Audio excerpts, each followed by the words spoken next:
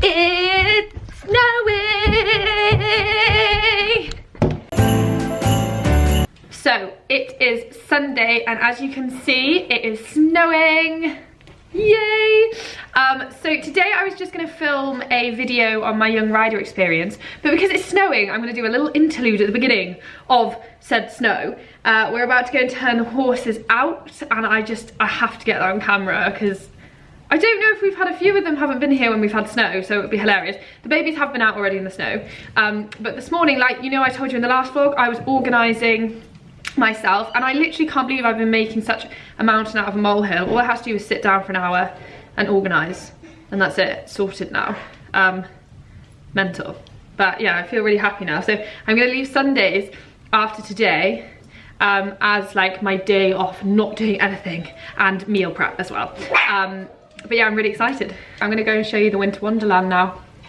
Ready, pups? Go! Oh, release the hounds! Oh no!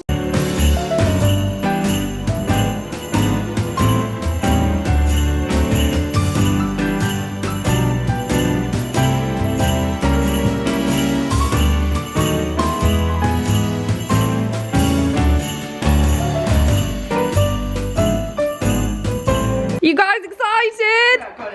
We are going in the snow. Now, kids, let's just get this straight. Everyone do one exciting thing at a time. Because we've only got one camera. And I've got to have a towel over my camera, so I can't really see what's going on.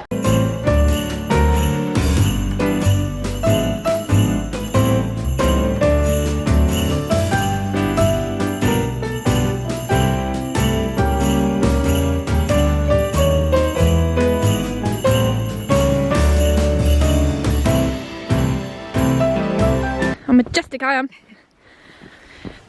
Oh, you can't even see it. So I'm gonna go and get the GoPro because I'm ruining this camera in the snow.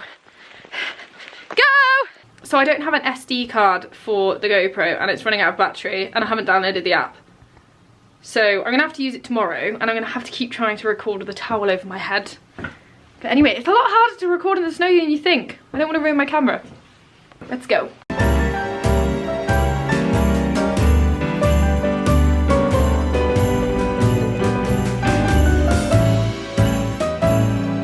Laura just threw a snowball at me when I'm trying to record with a towel over my head.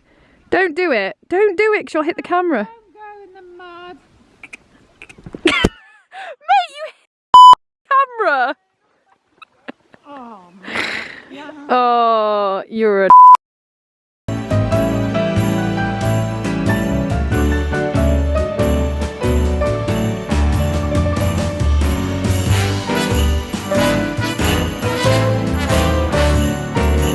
I want it to just stop snowing for 10 minutes while I get the shots.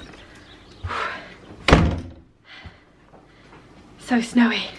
So I think we should do some like OTD snow challenge. So whoever makes the best horse themed snowman will win an OTD hoodie. So all you've got to do is put the picture in the comment box below and I will choose the winner on Monday. Yeah, and I look forward to seeing them. So now I'm going to tell you my experience of riding for Great Britain because I know a lot of you guys have asked me this question. So I'm going to talk you through it, talk you through what happened, talk you through emotions, all that sort of thing. If I could give my younger self some advice, I would tell her that nothing of value comes quickly, so you might as well enjoy the process, enjoy the ride. So from the age of 16 to 21, I got to campaign for the Juniors and Young Riders Great Britain teams. I got to compete internationally, I went abroad twice, and I also got to do a few internationals in the UK. So when I look back at it on paper, I actually did achieve a lot, but there are certain things that stopped me from enjoying it. Actually, it's taken me until around about now that I've actually gone, you know, I did achieve some pretty cool things when I was younger. And the reason for this is because I was very, very, very hard on myself, and again, I had no self-belief and no confidence. So as a rider, I've always had a lot of feel on the horses, and I've always known like when they are really with me, when they're supple, when they're soft. And I think when I was younger, this was actually quite a disadvantage to me, because I used to stress out if it wasn't perfect. And especially when I was doing the shows in the juniors and young riders, I used to know that maybe the horse wasn't quite with me, and that used to really get to me, and I used to get very frustrated at myself as a rider, and I used to beat myself up a lot about it. I used to always tell myself if I just got those few percent higher, or if I've improved my position more, if I just rode better, or if I'd just done this or I'd just done that, I would have been happy with myself. To be honest though, I feel like whatever I had achieved then, I wouldn't have been happy with, because I was always very down on myself and never thought I was good enough. I've always had very good feel on a horse, and it's an advantage for me now, but when I was younger it was a disadvantage, because I knew that it didn't feel how I wanted it to feel, and I used to get very frustrated if I couldn't get it there. And because my position wasn't good enough, which you'll have seen from the pictures, I used to struggle with that a lot. I used to always look at my fellow teammates as well, and other competitors from different countries, and just always think, you know, why is my position not as good as theirs? Why can't I ride the test like them? Why don't I have the mindset that they have? And again, it was always comparing myself to them, which can be very negative. I wish I could have told myself, you know, everyone has been on a different path. They've had a different journey to you, and you've just got to look at the long game, not the short game. It's very easy when you're doing the juniors and the young riders to think, you know, it's the be all or end all. If you don't make it in that, then you're not going to make it as a dressage rider. And again, I wish I could have just told myself it doesn't matter if it takes you till you're 40 to become the best rider in the world. It's not a race. Everyone does these things in different time frames. I used to also struggle with the fact that I had a schoolmaster and that I hadn't trained the horse myself. I was very lucky to be given the opportunity to ride Wish, but I remember it used to eat me up a bit that I hadn't been able to train a horse myself, because again, some of my fellow teammates had trained their horses from novice up to it, and I'd kind of been given a horse that was at that level. To be honest, I don't think it was an advantage, because it had a different rider, and it was trying to change over the aids and stuff was quite tricky. Wish was used to going in one way, and trying to change him over to my way again was very hard. I never quite felt like I had him. I used to go in the arena and feel like I was going around on a bit of a wing and a prayer. I remember the selector said to me once, like, can you try and half halt after your medium trots? And I went, okay. And I went into the test and half halted, and Wish just stopped dead. So I spent a lot of the time trying to figure out how to ride him.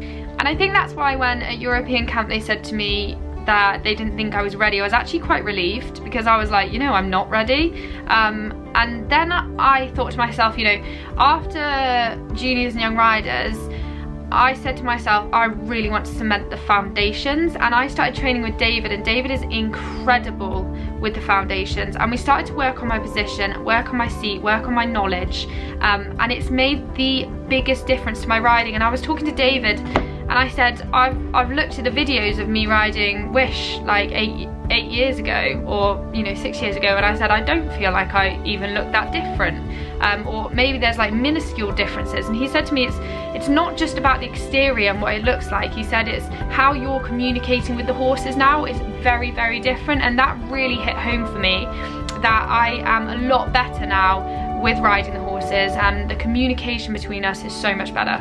So I'm really in it for the long game now, and I know that it's not a quick fix, and I think I thought it was when I was younger. I thought I was just gonna work hard for a few weeks and then it was all gonna be perfect, but now I've realised it takes much longer than that.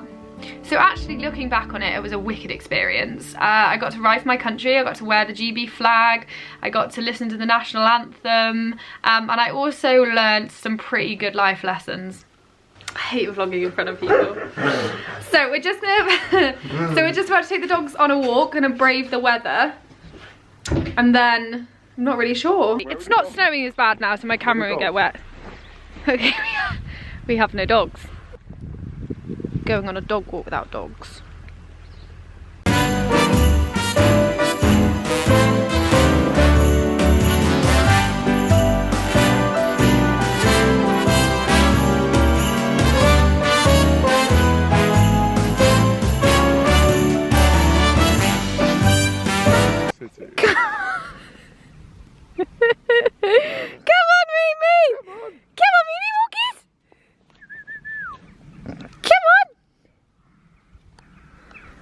Oh, honey.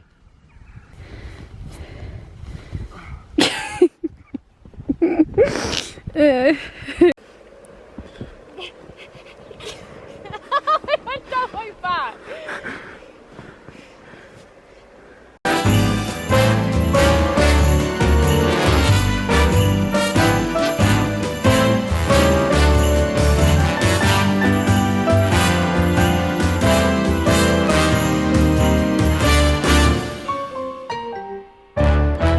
This is my rider snowman.